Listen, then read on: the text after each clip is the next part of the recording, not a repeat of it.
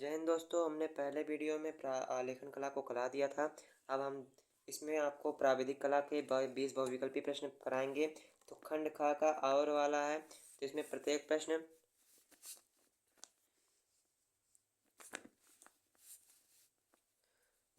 बहुविकल्पी प्रश्न के 4 ऑप्शन दिए गए हैं। इनमें से सही चुनिए और सही क्रम में अपने OMR उत्तर पत्रक पर अंकित करें।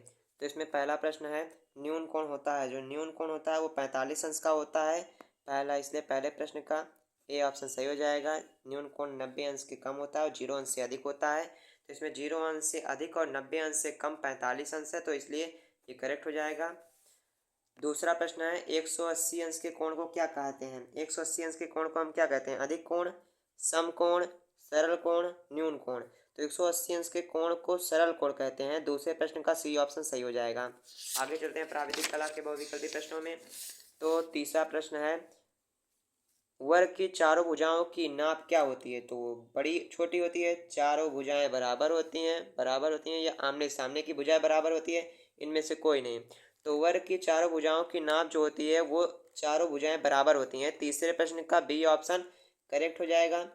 चौथा प्रश्न है, वृत्त का आकार कैसा होता है। वृत्त का आकार गोल होता है, सर्कल के आकार का गोल होता है, जिसे हम सर्कल कहते हैं। तो चौथे प्रश्न का बी ऑप्शन सही हो जाएगा। पांचवा प्रश्न है, 1 मीटर में कितने सेंटीमीटर होते हैं। 1 मीटर में 10, 100, 1000, 80।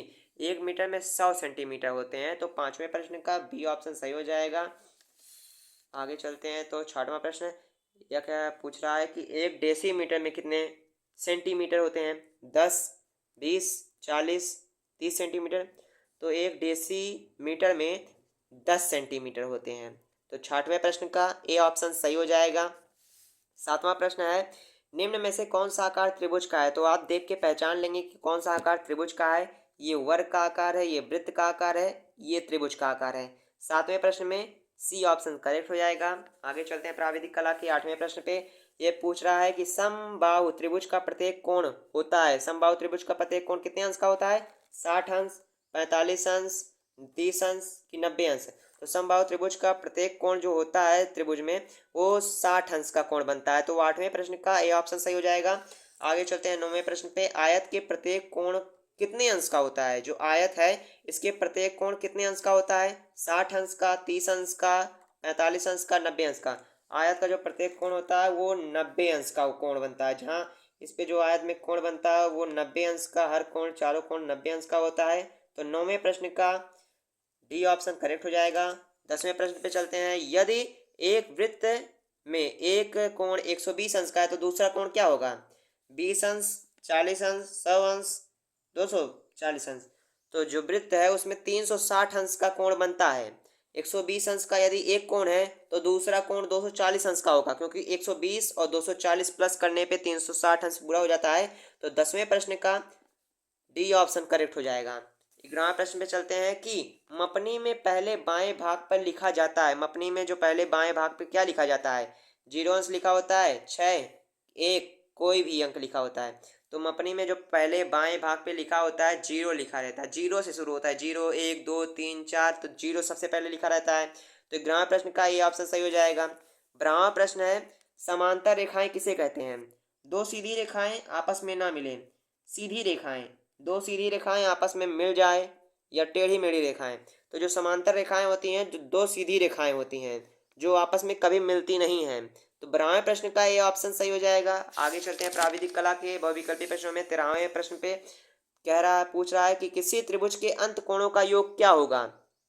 एक कोण होगा, दो कोण होगा, तीन कोण होगा कि इनमें से कोई नहीं। तो इसका इसका आंसर आप हमें कमेंट में करके बताएंगे कि इसमें कौन 13वें प्रश्न में होगा करेक्ट आंसर। आगे चलते हैं 14वें प्रश्न पे हम कि एक वृत्त में अधिकतम केंद्र कितने होते हैं। एक वृत्त है, किसी केंद्र को एक वृत्त मान के एक वृत्त का सर्कल बनाते हैं, तो इसमें कितने केंद्र होंगे। तो हम एक ही केंद्र होंगे, उसमें एक ही केंद्र होंगे, क्योंकि एक ही केंद्र मान के हम पूरे वृत्त की परिधि को हम नापते हैं। आगे चलते हैं 15वें प्रश्न पे। आयत का क्षेत्रफल होता है आधार गुणे ऊंचाई, लंबाई गुणे केंद्र या ए और बी दोनों प्राय, इनमें से कोई नहीं। तो आयत का जो क्षेत्रफल होता है वो लंबाई गुणे चौड़ाई होता है, जो कि इन ऑप्शनों में से कोई नहीं है। तो इसमें चौथा ऑप्शन सही हो जाएगा कि इनमें से कोई नहीं। 15वें प्रश्न का डी ऑप्शन करेक्ट हो जाएगा।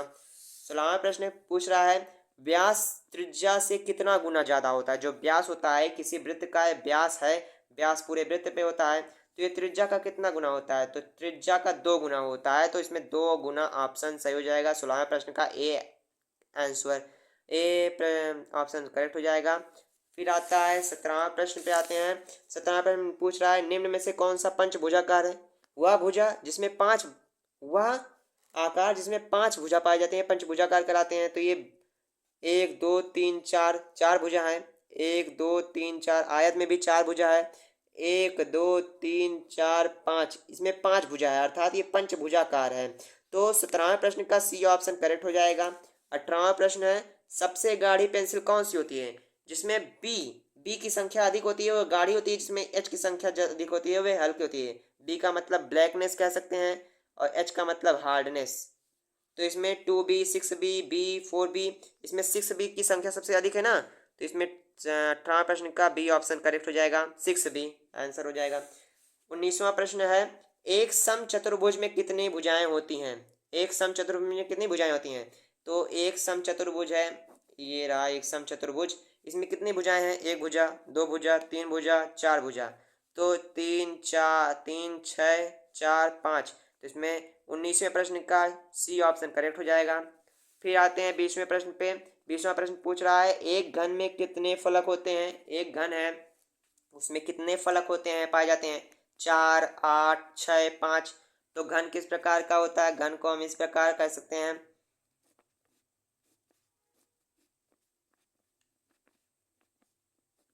ये हो गया घन। अब इसमें कितने फलक हैं, 1 फलक 2 फलक, पीछे वाला 3 फलक, फिर ये 4 फलक 5 फलक, फिर सामने का 6 फलक। तो इसमें 6 फलक हैं। तो 20वें प्रश्न का 6 फलक करेक्ट हो जाएगा। इसी प्रकार हमने आपका पराविधिक कला भी करा दिया।